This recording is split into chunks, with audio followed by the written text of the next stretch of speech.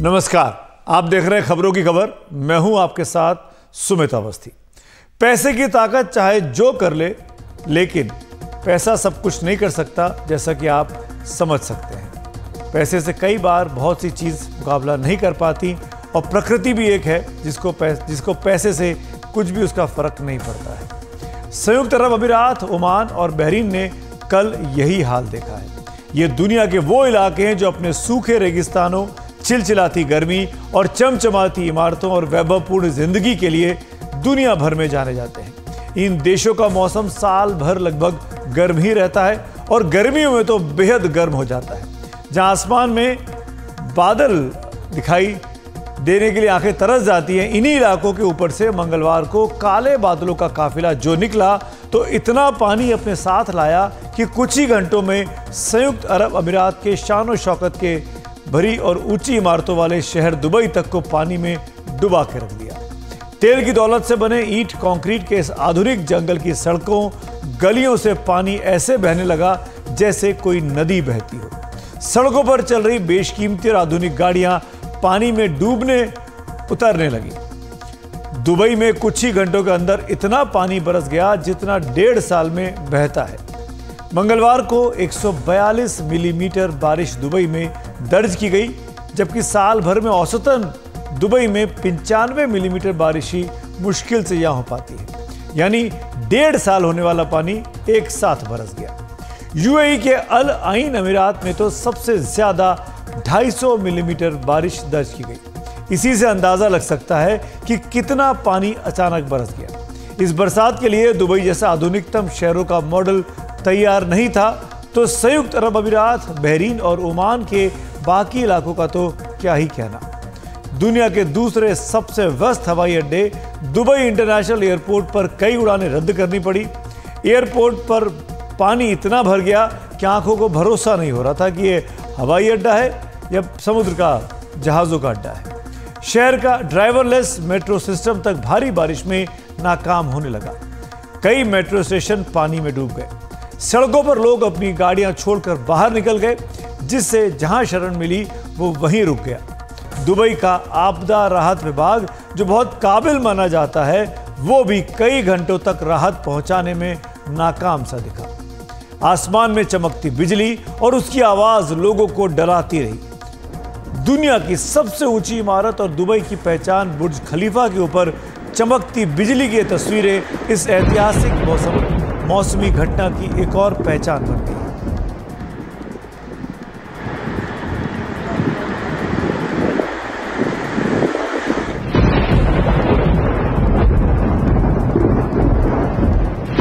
Dubai के लोगों ने इतनी बारिश कभी देखी नहीं थी, न ही सोचा था कि कभी उनके शहर का बरसात से ये हाल हो सकता है। इसी दौरान तूफानी बादलों की ये हरी सी तस्वीर भी दुबई के आसमान पर दिखाई दी। वहां के निवासी जिसको देखकर हैरान रह गए। बादलों में इस ग्रीन टिंट यानी हरी आभा को वैज्ञानिक भाषा में वायरिसेंस कहा जाता है। ये तब होता है जब कपास की गेंदों की तरह दिखने वाले कन्वेक्टिव क्लाउड यानी संवहनशील बादलों को नीचे की गर्म और नम हवा तेजी से ऊपर की ओर उठती है। इन बादलों को ऊपर की ओर सर्द तापमान से बर्फ और ओले बनते हैं, जो सूरज की रोशनी को स्कैटर करते हैं, यानी प्रकाश का प्रकीर्णन करते हैं, और नतीजा एक हरी आभा बादलों को ढक लेती है। तो दुबई के लोगों ने एक साथ मौसम के कई रूप देखे हैं, डराने वाले भी और हैरान करने वाले भी। लेकिन कुल मिलाकर सीमेंट कंक्रीट से पटा दुबई दिन भर इस एक्सट्रीम वेदर इवेंट से डरा सहमा रहा। हमारी ये रिपोर्ट देखिए, आपको समझ में आएगा कि दुबई के लोगों ने कैसे बीते 24 घंटे बिताए।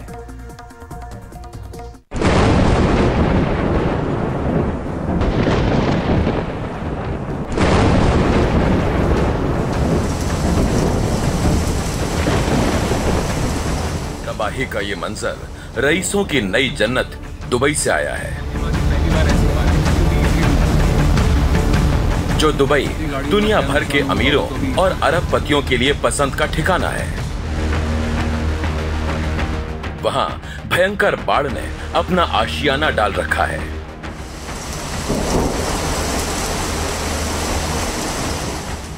जिन शॉपिंग मॉल्स को देखकर लोग दुबई पहुंचते हैं, उनकी भव्यता आज बाढ़ के पानी में डूबी हुई है। जिस अंतर्राष्ट्रीय हवाई अड्डे पर 24 घंटे जिंदगी गुलजार रहती है, जहां रोशनी की चमक से सब कुछ रौनक रहता है, दुबई के उस सबसे व्यस्त एयरपोर्ट में पानी भर गया है।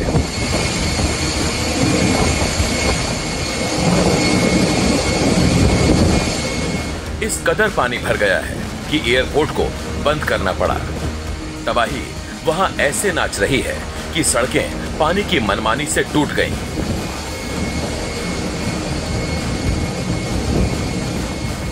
बर्बादी का मंजर ऐसा है कि बाढ़ की तेज धार में कारें बच्चों के खिलौनों की तरह बहती नजर आ रही हैं। जिस मेट्रो ट्रेन से दुबई के एक इलाके से दूसरे इलाके तक लोगों का आना जाना लगा रहता है, उस मेट्रो के स्टेशंस में बाढ़ का पानी घुस आया है।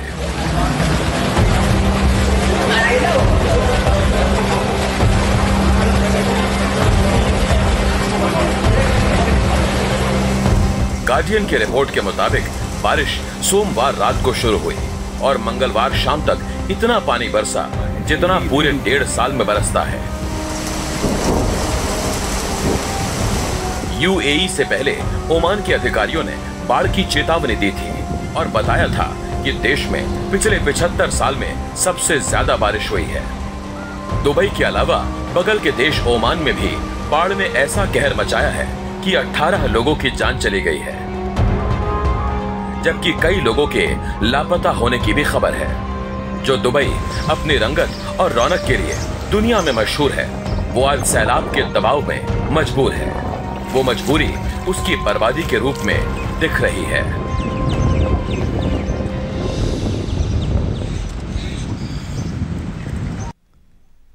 जिस इलाके के लिए पीने का पानी तेल से कम कीमती ना हो, वहां इतना पानी बरस जाए तो सब हैरान होंगे ही। सवाल यह है कि संयुक्त अरब अमीरात, बहरीन और ओमान में इतनी बारिश हुई क्यों? इसके कई कारण हैं। इसकी वजह एक बड़ा तूफान है जो अरब पेनिसुला यानी अरब प्रायद्वीप से ओमान की खाड़ी की ओर जा रहा था। इसी मौसमी चक्र के कारण हवाएं नमी से भारी बादलों को ओमान और दक्षिण पूर्व ईरान की ओर भी ले गईं और वहां भी भारी बारिश हुई है। मौसम के जानकार ग्लोबल वार्मिंग को भी इस एक्सट्रीम वेदर इवेंट यानी चरम मौसमी घटना की वजह मान रहे हैं, जो आने वाले दिनों में और बढ़ेंगी। इंपीरियल कॉलेज लंदन के ग्रैंथम इंस्टीट्यूट फॉर क्लाइमेट चेंज के मौसम वैज्ञानिक फेडरिक ऑटो के मुताबिक इस बात की बड़ी संभावना है कि ओमान और दुबई में विनाशकारी बारिश के पीछे मानव जनित क्लाइमेट चेंज भी वजह है, यानी इस घटना के पीछे इंसान की ओर से लगातार हो रही लापरवाही भी जिम्मेदार हो सकती है। इस ग्लोबल वार्मिंग के लिए हम सभी मिलकर जिम्मेदार हैं। दुनिया के किसी भी इलाके में प्रकृति से हो रहे खिलवाड़ का असर हजारों किलोमीटर दूर तक दिखाई देता है। कुछ जानकार कह रहे हैं कि अचानक हुई इतनी बारिश के पीछे क्लाउड सीडिंग भी वजह हो सकती है। समाचार एजेंसी ब्लूमबर्ग ने अपनी रिपोर्ट में ऐसी संभावना जताई है। मौसम विभाग के एक विशेषज्ञ अहमद हबीब ने ब्लूमबर्ग को बताया कि क्लाउड सीडिंग के लिए बने विशेष विमानों ने बीते 2 दिनों में संयुक्त अरब अमीरात के ऊपर क्लाउड सीडिंग के लिए 6 बार उड़ान भरी। हालांकि क्लाउड सीडिंग के लिए जिम्मेदार संयुक्त अरब अमीरात के राष्ट्रीय मौसम केंद्र ने इस संभावना को गलत बताया और कहा कि उसने तूफान से पहले और तूफान के दौरान क्लाउड सीडिंग ऑपरेशन नहीं किए और ये बारिश कुदरती है। यूएई के राष्ट्रीय मौसम केंद्र के डिप्टी डायरेक्टर जनरल उमार अल यजीदी ने कहा कि क्लाउड सीडिंग का मूल सिद्धांत यह है कि आपको बारिश से बहुत पहले ही बादलों में सीडिंग करनी पड़ती है, लेकिन अगर भयानक तूफान की स्थिति हो जाए तो क्लाउड सीडिंग के लिए काफी देर हो जाती है। दरअसल पानी के लिए तरसने वाले संयुक्त अरब अमीरात में 2002 से क्लाउड सीडिंग ऑपरेशन किए जाते रहे। क्लाउड सीडिंग दरअसल कृत्रिम बारिश कराने का तरीका है। इस प्रक्रिया में आमतौर पर एक केमिकल सिल्वर आयोडाइड को विमानों के जरिए ऊपर बादलों के बीच स्प्रे किया जाता है, लेकिन इसके लिए बादलों में पर्याप्त मात्रा में नमी होनी चाहिए। सिल्वर आयोडाइड के ये कण एक न्यूक्लाई का काम करते हैं, जिसके चारों ओर पानी के कण जमा होने लगते हैं और बूंदें बनती हैं, जो भारी बारिश होने पर नीचे बारिश के तौर पर गिरती हैं। लेकिन संयुक्त अरब अमीरात सिल्वर आयोडाइड जैसे केमिकल की जगह पोटेशियम क्लोराइड जैसे कुदरती सॉल्ट का इस्तेमाल करता है। लेकिन इस बार क्लाउड सीडिंग नहीं की गई, ये संयुक्त अरब अमीरात ने साफ किया है। चलिए, बारिश कुदरती वजह से हुई, लेकिन दुबई का यह हाल क्यों हो गया? जानकार बता रहे हैं कि दुबई के शहरी सिस्टम का बड़ा हिस्सा ऐसी बारिश के लिए तैयार ही नहीं है। दुबई जैसे आधुनिक शहर तक के बुनियादी ढांचे में ड्रेनेज का सिस्टम बहुत सीमित और नाकाफी है, क्योंकि दुबई में इतनी बारिश होती ही नहीं है जिससे होकर बारिश का पानी, जिस ड्रेनेज सिस्टम से होकर बारिश का पानी आगे निकल जाए और समुद्र में मिल जाए। और ये तो ऐसी बारिश रही जो अच्छे से अच्छे सिस्टम का इम्तिहान ले सकती है। दुबई और आसपास के इलाकों को डुबाने वाली इस भारी बारिश की वजह पर बात करने के लिए हमारे साथ वरिष्ठ मौसम वैज्ञानिक डॉक्टर आनंद शर्मा जुड़ रहे हैं। शर्मा जी, पहला सवाल तो यही कि यूएई, ओमान, बहरीन में जो भारी बारिश मंगलवार को देखी वो अभूतपूर्व है, देखने को नहीं मिलता है इस रेगिस्तानी इलाके में। आखिर इस सूखे इलाके में अचानक बारिश क्यों हुई? क्या कहता है आपका विज्ञान, मौसम विज्ञान? बिल्कुल ठीक, आपने सही कहा। बिल्कुल कि ड्राई लैंड एरिया है, एरिड एरिया है, जहां साल भर में मुश्किल से कहते हैं करीब करीब 10 से 12 सेंटीमीटर बारिश होती है सामान्यतः।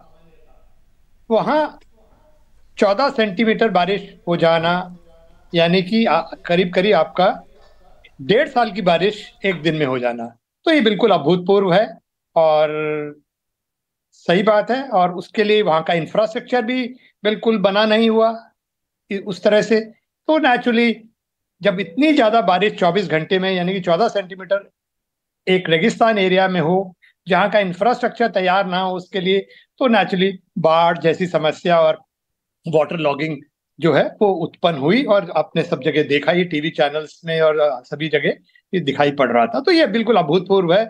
और जैसा कि उनका रिकॉर्ड कहता है कि 1949 से जब से उनका रेनफॉल रिकॉर्डिंग शुरू हुआ है, उसमें ये अभी तक का हाईएस्ट रेनफॉल इवेंट है 24 आवर्स का उनके हिस्ट्री में। तो बिल्कुल सही बात है, ये एक एक्सट्रीम इवेंट है जी। केवल एक्सट्रीम वेदर इवेंट इसको मानना चाहिए शर्मा जी, या फिर इसके लिए क्लाइमेट चेंज को आप कितना जिम्मेदार मानेंगे? देखिए, ये एक्सट्रीम इवेंट है, कोई डाउट नहीं है, क्योंकि 1949 से अभी तक तो हुआ नहीं था, एक बात। दूसरी बात है, जहां तक क्लाइमेट चेंज की बात है, कुछ लोगों का मानना है कि भाई देखिए, वार्मिंग 1 डिग्री से ज्यादा हो चुकी है, और नेचुरली जब 1 डिग्री वार्मिंग होती है तो उससे एटमॉस्फेरिक मॉइस्चर कंटेंट 7 डिग्रीज बढ़ जाता है, 7%। 1 डिग्री टेम्परेचर जब बढ़ता है एटमॉस्फेयर में तो 7% मॉइस्चर और ज्यादा होल्ड कर सकता है वो। तो लोगों का मानना है जैसे जैसे ग्लोबल वार्मिंग होगी तो ज्यादा मॉइस्चर एटमॉस्फेयर में मतलब होल्ड कर सकता है, और उसके चलते जो है हैवी रेनफॉल इवेंट जो आगे बढ़ेंगे, जो कि एक क्लाइमेट चेंज का एक इंडिकेशन है। मगर अभी इस समय की बात करें तो हम यदि देखते हैं कि ये बारिश क्यों हुई, एक तो एक strong storm weather system move कर रहा था अरेबियन पेनिनसुला से अक्रॉस गल्फ से, तो नेचुरली मॉइस्चर उसने काफ़ी सारी पिकअप करके रखा था। और पूरे आप देखेंगे तो ओमान, इवन सदरन जो तेहरान है, वहाँ तक भी ज़बरदस्त बारिश हुई है। अच्छा, कुछ लोगों का ये भी मानना है कि अक्सर आप देखते हैं कि दुबई एक सेंटर है जहाँ पर अक्सर ये जो आपके क्लाउड सीडिंग के एक्सपेरिमेंट्स हैं वो भी चलते रहते हैं। तो कुछ लोगों का मानना ये भी है कि भाई सिस्टम तो मूव कर रहा था, एक्चुअली लोगों ने एक्सपेक्ट नहीं करा कि भाई इतनी बारिश देगा, और उतने में यदि बाई चांस किसी ने कोई क्लाउड सीडिंग एक्सपेरिमेंट भी वहाँ किया हो, जैसा कि कुछ लोगों का मानना किया गया था अभी पिछले कुछ दिन पहले, हाल ही में 1-2 दिन पहले ही, तो हो सकता है उसने भी इसको जो है एज ए कैटलिस्ट का काम करा और रेनफॉल को कुछ एरियाज में एनहांस कर दिया, वो भी हो सकता है। मगर वो तो आप गवर्नमेंट की जो मीटेरोलॉजिकल एजेंसी है उनको कॉरोबोरेट करना होगा, उनको बताना पड़ेगा क्या वाकई में उन्होंने ये एक्सपेरिमेंट किए या किसी प्राइवेट एजेंसी से करवाए। यदि ऐसा है तो उसका भी एक रोल है। अन्यथा यदि कोई क्लाउड सीडिंग एक्सपेरिमेंट नहीं किए गए और इस तरह के एक्सपेरिमेंट नहीं हुए हैं, तो इसका मतलब ये एक्सट्रीम इवेंट है। हो सकता है ये नेचुरल क्लाइमेट वेरिएबिलिटी का पार्ट भी हो, क्योंकि बहुत लंबा डेटा नहीं है वहाँ पर, हालांकि 49 से 2024 तक एक काफ़ी लंबा पीरियड हो जाता है। मगर फिर भी जब हम क्लाइमेट की बात करें तो नेचर में तो कोई ऐसा वो नहीं है ना, 100-200 साल 300 साल बाद भी कोई इवेंट रिपीट हो सकता है। तो क्लाइमेट वेरिएबिलिटी का हो सकता है, मगर 1-to-1 कोई कॉरेस्पॉन्डेंस की कह नहीं सकता कि ये जो वर्षा हुई है क्लाइमेट चेंज के कारण नहीं हो रही है। मगर जिस तरह के मैंने बताया कि सिग्नल मिल रहे हैं ग्लोबल वार्मिंग के, और जिस तरह की कहते हैं मतलब कि लिंकेजेस हैं, तो कुछ लोगों का मानना है, बट स्ट्रेट अवे आप उसको 1-to-1 लिंकेज नहीं कर सकते कि it is because of climate change. लेकिन शर्मा जी, ये भी तो है कि क्लाइमेट चेंज हो ही रहा है। हम लोग जंगल काटते जा रहे हैं आधुनिक होने के नाम पर। जगह जगह पर ग्रीन हाउस इफेक्ट्स की बात आती है, जिस तरीके से एयर कंडीशनर का इस्तेमाल बढ़ता जा रहा है। क्या इस तरह की अचानक मौसमी बदलाव वाली घटनाओं के आने वाले वक्त में और बढ़ने का अंदेशा भी है?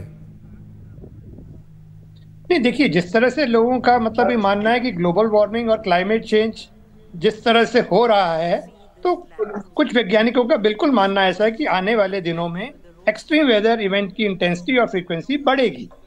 क्योंकि जैसे मैंने लिंकेज दिया कि वार्मिंग होती है, एटमॉस्फेयर का टेम्परेचर बढ़ता है, तो उसकी वाटर होल्डिंग कैपेसिटी बढ़ जाती है, और नेचुरली उसमें ज़्यादा मॉइस्चर होल्ड कर सकता है एटमॉस्फेयर, और उसको राइट एटमॉस्फेरिक कंडीशंस मिल जाए, कोई वेदर सिस्टम स्ट्रांग आ जाता है, तो ऐसे समय में जो है उसकी जो प्रेसिपिटेशन है वो बढ़ जाता है। एक्सट्रीम इवेंट होने की जो पॉसिबिलिटी है, प्रोबेबिलिटी है, वो बढ़ जाती है। तो यही कारण है कि साइंटिस्ट का मानना है कि आने वाले मतलब इस सालों में इस तरह से यदि हम बिजनेस एज यूजुअल सिनेरियो रहा, यानी कि हम ग्रीन हाउस गैसेस जिस रेट से प्रोड्यूस कर रहे हैं करते रहे, तो ग्लोबल वार्मिंग जो है और बढ़ेगी, और वो बढ़ती है तो नेचुरली उसके चलते क्लाइमेट चेंज होगा और एक्सट्रीम इवेंट्स जिस तरह के अभी देखने में आए बढ़ सकते हैं। बहुत बहुत शुक्रिया हमसे बात करने के लिए Anand Sharma ji, thank you so much. आपने समझाया कि क्यों होती है ऐसी बारिश, क्यों ऐसी अचानक दुबई को और बहरीन को इतनी ज़्यादा प्राकृतिक आपदा का कल झेलना पड़ा। आगे बढ़ते हैं आज की एक और महत्वपूर्ण खबर की ओर, और ये मामला है नक्सली हिंसा का। लोकसभा चुनावों से ठीक 3 दिन पहले छत्तीसगढ़ के बस्तर में एक भीषण मुठभेड़ में सुरक्षा बलों ने 29 माओवादियों को मार गिराया है। मंगलवार को बस्तर डिवीजन के कांकेर जिले के बीनागुंडा के जंगलों में हुए इस हमले में सुरक्षा बलों के 3 जवान भी घायल हुए। खास बात यह है कि बस्तर में 19 अप्रैल को और कांकेर में 26 अप्रैल को वोट डाले जाने हैं। उससे ठीक पहले एक ही ऑपरेशन में इतने माओवादियों के एक साथ मारे जाने को सुरक्षा बल एक बहुत बड़ी कामयाबी के तौर पर देख रहे हैं। बस्तर में किसी भी एक ऑपरेशन में मरने वाले नक्सलियों की यह सबसे अधिक संख्या है। एनडीटीवी के पास ऑपरेशन की एक्सक्लूसिव तस्वीरें हैं, जिनमें साफ दिख रहा है कि गोलियों की गूंज के बीच सुरक्षा बलों ने बहुत जाबाजी के साथ इस ऑपरेशन को अंजाम दिया।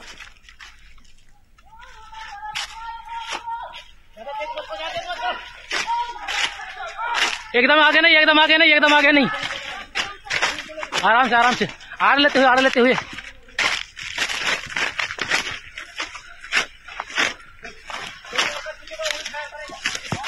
पीछे से कोई फायर नहीं करेगा भाई।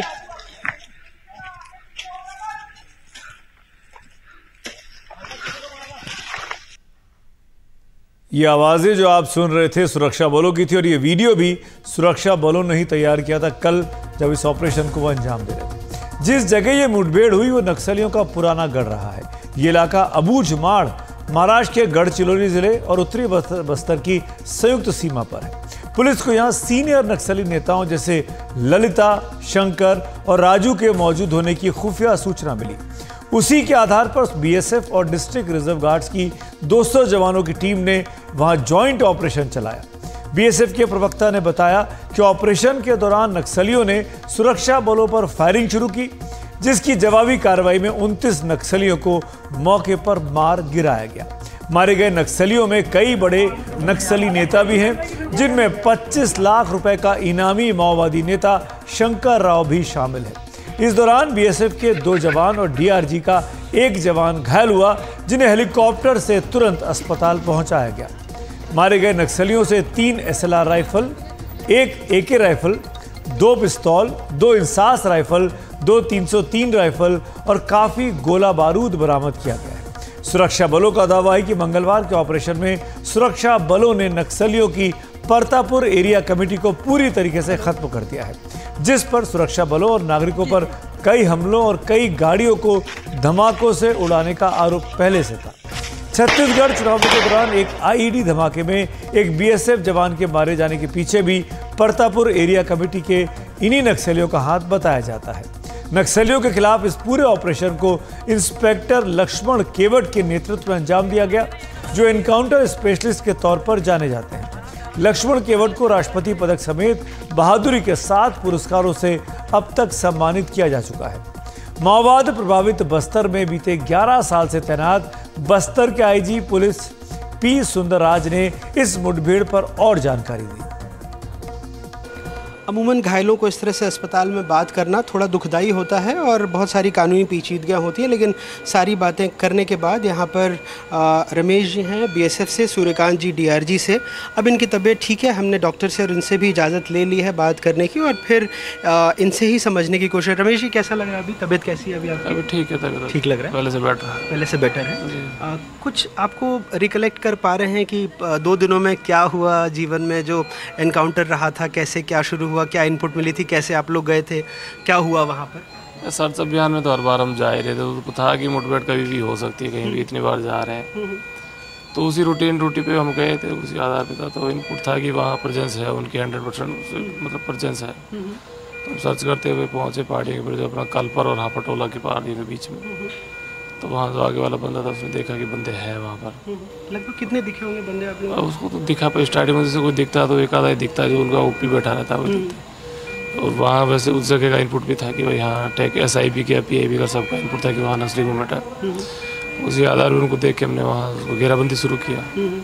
घेरा करने के बाद में वो लोग इधर चारों तरफ से घेरने के बाद में तो इधर उधर भागेंगे, इधर उधर जैसे भागना की शुरू किया उन्होंने। उनके अब भागने के लिए कुछ तो करेंगे, उन्होंने फायर शुरू किया।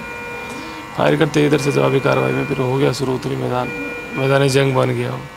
तो आप लोग तो शायद सोमवार की रात में निकल गए थे ना कलपर के लिए? 15 तारीख को शाम को निकले थे। 15 की शाम को निकले? जी रात को निकले थे हम लोग ना। तो रात को सबसे पहले कहाँ पहुँचे?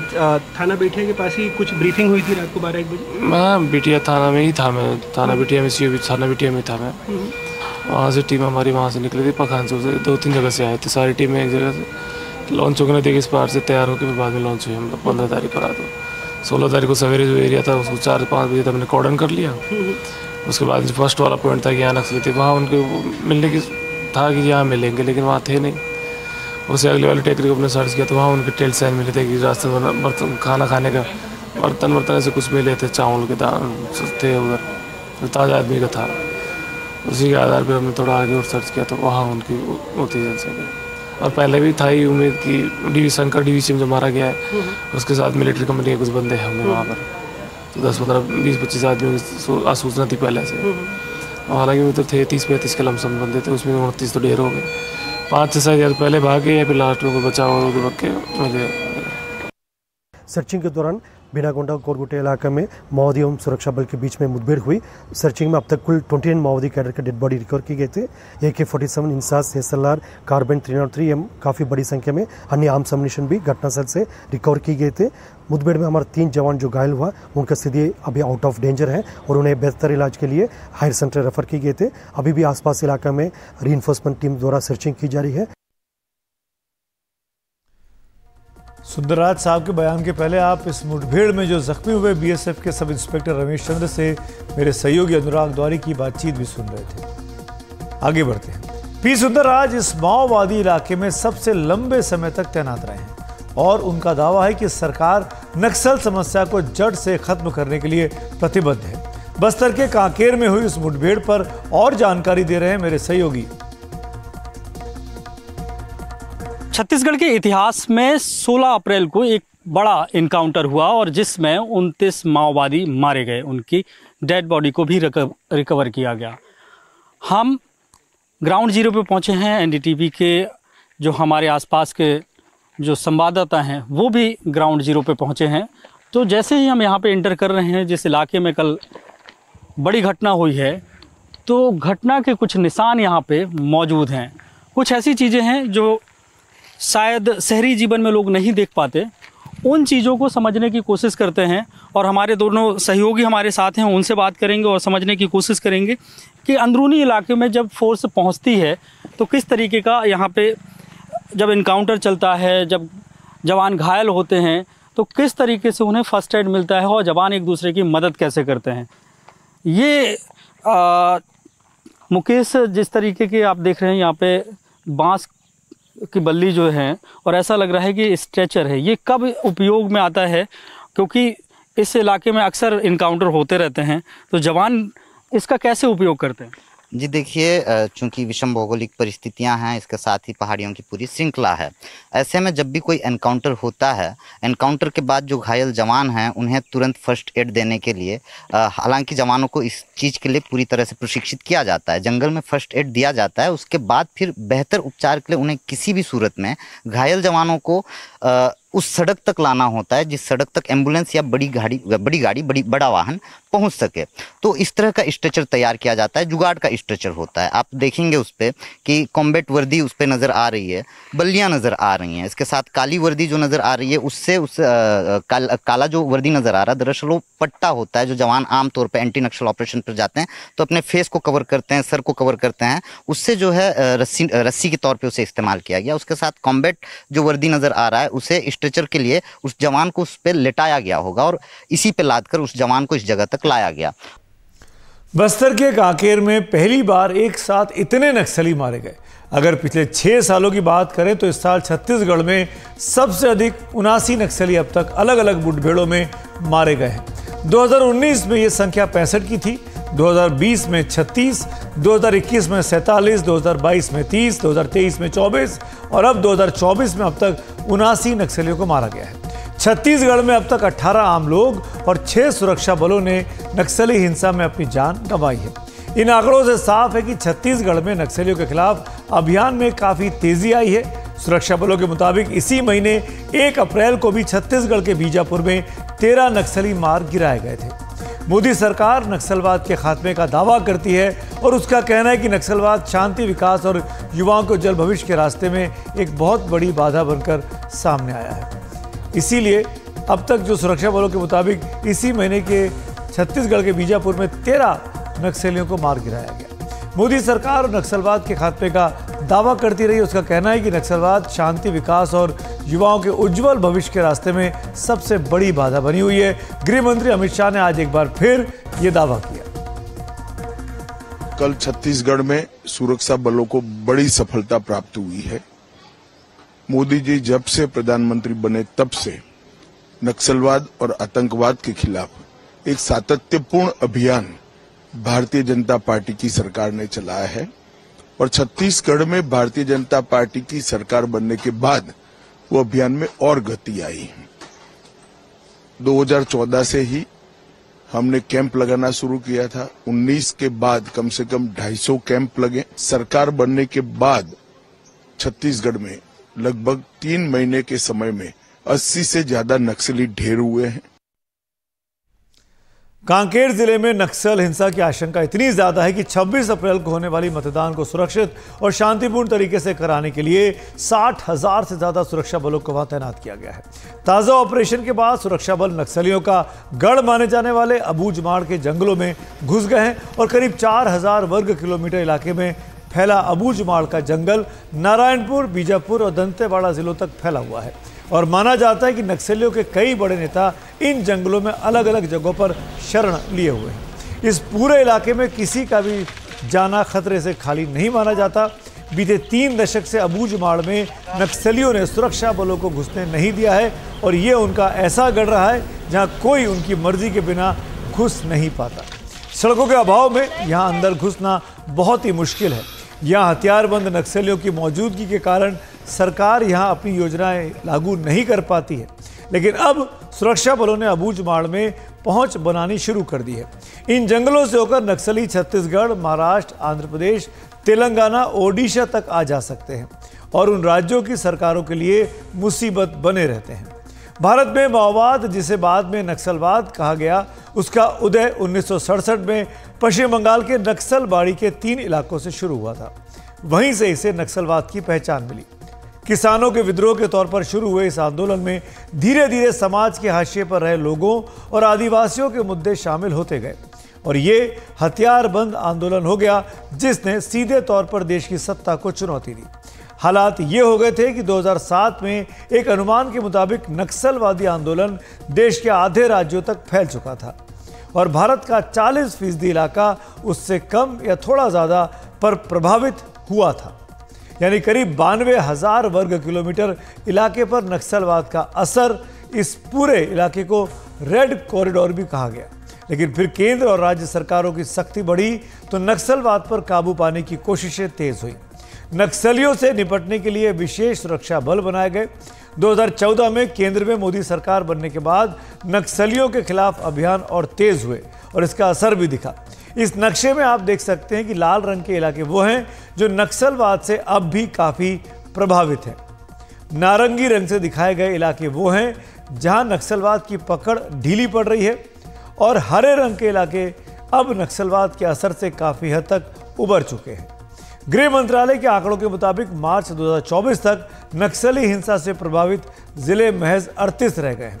इनमें सबसे ज़्यादा 15 जिले छत्तीसगढ़ में, 7 ओडिशा में, 5 झारखंड, 3 मध्य प्रदेश, 2 केरल, तेलंगाना, महाराष्ट्र और एक जिला पश्चिम बंगाल और आंध्र प्रदेश में है। गृह मंत्री अमित शाह ने चुनाव प्रचार के दौरान दावा किया है कि मोदी सरकार तीसरी बार सत्ता में आएगी तो वो अगले 3 साल में नक्सलवाद की समस्या का पूरी तरीके से अंत कर देगी।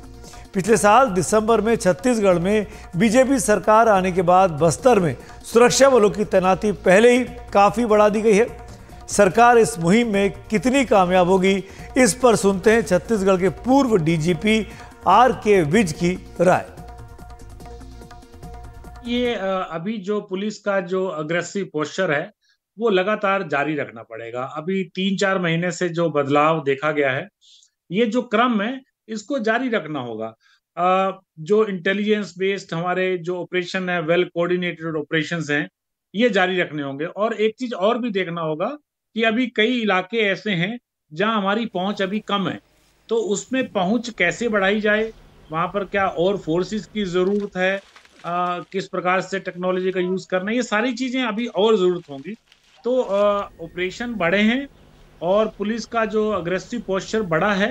राज्य सरकार और केंद्र सरकार मिलकर अभी अच्छा काम कर रही है। तो मुझे लगता है ये इसको अभी जारी रखना होगा। बहुत जल्दी खात्मे की बात थोड़ा जल्दबाजी होगी अभी कहना मेरे लिए। नक्सलवाद से निपटने में सरकार कितनी कामयाब हो पाई है, इस पर बात करने के लिए हमारे साथ हैं झारखंड की पूर्व डीजीपी निर्मल कौर। झारखंड का बड़ा इलाका भी नक्सलवाद का शिकार रहा है। निर्मल कौर पूर्व डीजीपी हैं झारखंड की। आइए उनसे बात करते हैं। मैडम, क्या आपको लगता है कि नक्सलवाद की समस्या पर जल्द ही पूरी तरीके से काबू पाया जा सकता है, जैसा मोदी सरकार बार बार दावा करती है? जी, ये बहुत पुरानी समस्या है, इसकी जड़ें बहुत गहरी हैं। परंतु एक बड़ा स्वागत योग्य ये जो है कि पहली बार इतनी बड़ी सफलता अर्धसैनिक बलों को, पुलिस को मिली है, तो इससे बहुत एक पॉजिटिव संदेश आता है। लगता है शीघ्र ही खात्मा हो जाएगा। पर इसकी लड़ाई सिर्फ सशस्त्र लड़ाई नहीं है, आप दुश्मन से नहीं लड़ रहे हैं। यहाँ तो आपको थोड़ी बहुत सॉफ्ट लड़ाई भी करनी है, विचारात्मक लड़ाई करनी है, लोगों को अपने साथ मिलाना है और जो आदर्श आइडियोलॉजी है, विचारधारा है, उसको भी सही करना है। और विचारधारा की जो लड़ाई है और उसके अलावा जो कारण है जो युवाओं को धकेलते हैं नेक्सलिज्म की तरफ, जैसे कि बेरोजगारी हुआ या असंतुलन हुआ या आर्थिक जो है एकदम इम्बैलेंस वो हुआ या शहरों का बढ़ता प्रभाव है, कंज्यूमरिज्म का बढ़ता प्रभाव है, उन चीज़ों पर भी थोड़ा ध्यान देने की ज़रूरत है और संस्कारों की तरफ लौटने की ज़रूरत है।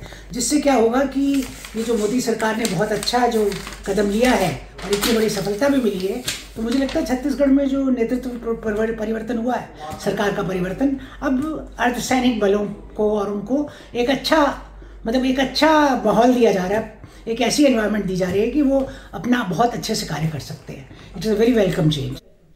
मैम, नक्सलवाद की समस्या सिर्फ सुरक्षा की मानी जाए तो शायद गलत होगा।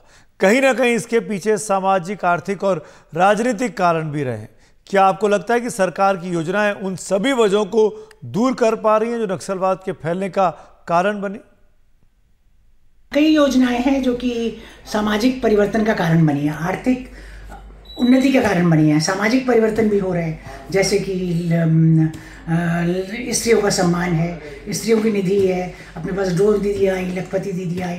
ग्रामीण क्षेत्रों में ऐसे कई कार्यक्रम चल रहे हैं जिससे कि सशक्तिकरण हो रहा है, और एक महिला का सशक्तिकरण मेरे ख्याल से 100 पुरुषों के सशक्तिकरण के बराबर है। तो जहाँ महिलाओं का सशक्तिकरण हुआ, पुरुषों का और पूरे समाज का सशक्तिकरण स्वतः हो जाएगा। और इन स्कीम्स का इनमें बहुत बड़ा योगदान है। और वैचारिक लड़ाई जो लड़नी है उसके लिए भी आपको आर्थिक उन्नति भी चाहिए, और जो कि इन सब स्कीम्स के माध्यम से हो रहा है। आर्थिक, सामाजिक और राजनीतिक प्रगति भी हो रही है, क्योंकि आप अवेयरनेस ला रहे हैं। आप सरपंच हैं, मुखिया हैं, महिलाएं बनती है। पहले सरपंच पति होते थे, धीरे धीरे वो कस्टम समाप्त हो रहा है। महिलाएं खुद अपने अधिकार में आ रही हैं और वो समझ रही हैं किस तरह से शासन है। इवन जो अनपढ़ लेडी है वो बहुत समझदार है, गाँव में बुद्धिमान है, उसकी जो प्रैक्टिकल सेंस है, विजडम है, कई MA पास लोगों से अच्छी है। थैंक यू मैम बात करने के लिए। फिल्म अभिनेता सलमान खान के घर पर फायरिंग के पीछे लॉरेंस बिश्नोई गैंग का हाथ बताया जा रहा है। फायरिंग के दोनों आरोपी अब पुलिस हिरासत में हैं। लॉरेंस बिश्नोई गैंग का कहना है कि राजस्थान में काले हिरण का शिकार करने के कारण सलमान उसके निशाने पर है, क्योंकि काले हिरण को बिश्नोई समाज पवित्र मानता है, पूजा करता है। लेकिन सवाल यह कि सलमान खान के पीछे पड़े लॉरेंस बिश्नोई गैंग का मकसद सिर्फ काले हिरण के शिकार का बदला है, या फिर मुंबई में खत्म हो चुके अंडरवर्ल्ड पर अपना कब्जा जमाने का। देखिए ये रिपोर्ट। गोली अभिनेता सलमान खान के घर के बाहर चली, लेकिन चुनौती सीधे मुंबई पुलिस को दी गई है, क्योंकि मुंबई पुलिस का दावा रहा है कि मुंबई में अंडरवर्ल्ड खत्म हो चुका है। उसका कहना है कि 2015 तक जबरन वसूली के मामले 100 के करीब आते थे, वो घटकर अब इक्का दुक्का हो चुके हैं। छोटा राजन से लेकर रवि पुजारी, एजाज लकड़ावाला और सुरेश पुजारी जैसे डॉन विदेशों से डिपोर्ट कर जेल में डाल दिए गए हैं। डी कंपनी के दाऊद इब्राहिम और छोटा शकील जरूर बाहर हैं, लेकिन अब वो जबरन वसूली में कम, ड्रग्स और सट्टेबाजी में ज्यादा सक्रिय हैं। मुंबई देश की आर्थिक राजधानी है और देश के सबसे बड़े उद्योगपति, कारोबारी और अभिनेता यहीं रहते हैं। बिल्डिंग कंस्ट्रक्शन का कारोबार भी खूब फल फूल रहा है। इसलिए सवाल उठ रहा है कि लॉरेंस बिश्नोई कहीं ये सब जबरन वसूली के लिए तो नहीं कर रहा। मुंबई पुलिस तो इस मामले में चुप है, लेकिन खुद मुख्यमंत्री एकनाथ शिंदे शायद इस खतरे को भांप चुके हैं। इसीलिए अभिनेता सलमान खान और उनके परिवार से मिलने के बाद मीडिया से बात करते हुए लॉरेंस बिश्नोई को उन्होंने सीधे चेतावनी दी कि वो मुंबई में किसी की दादागिरी चलने नहीं देंगे। जो भी इसमें शामिल है उसको बिल्कुल उसके ऊपर कड़ी कार्रवाई होगी, किसी को बख्शा नहीं जाएगा। फिर से ऐसी हिम्मत मुंबई में किसी के ऊपर ना करे, ऐसा पुलिस कार्रवाई करेगी। ये महाराष्ट्र है या मुंबई है, इसमें अभी कोई गैंग वांग नहीं है। ये पूरा अंडरवर्ल्ड खत्म हो चुका है और ये बिश्नोई को कोई भी खत्म कर देंगे हम लोग, बिल्कुल। वैसे मुंबई पुलिस ने अभी फायरिंग केस में ना तो लॉरेंस बिश्नोई और ना ही उसके भाई अनमोल बिश्नोई को आरोपी बनाया है, लेकिन कोर्ट में इसे अंतर्राष्ट्रीय साजिश बताते हुए अनमोल बिश्नोई की सोशल मीडिया पर पोस्ट का जिक्र जरूर किया है। सवाल ये भी है कि अगर सलमान खान को वाकई में मारना था तो ईद का दिन क्यों नहीं चुना, क्योंकि उस दिन सलमान खान अपनी बालकनी से अपने चाहने वालों के सामने आते हैं। लेकिन शूटरों ने तब फायरिंग की जब वो घर में सो रहे थे और बिल्डिंग के बाहर कोई नहीं था, यानी सिर्फ दहशत फैलाना ही मकसद था। कहते हैं किसी शहर में अगर अपनी दहशत फैलानी है तो उस शहर के सबसे मशहूर और मजबूत शख्सियत को निशाना बनाओ, दूसरे लोग ऐसे ही डर जाते हैं। साबरमती जेल में बैठा लॉरेंस बिश्नोई कहीं यही खेल तो नहीं खेल रहा। मुंबई से कैमरामैन कल्पेश कसालकर के साथ सुनील सिंह, NDTV इंडिया के लिए। तो आज मेरे साथ फिलहाल खबरों की खबर में इतना ही। शुभ रात्रि।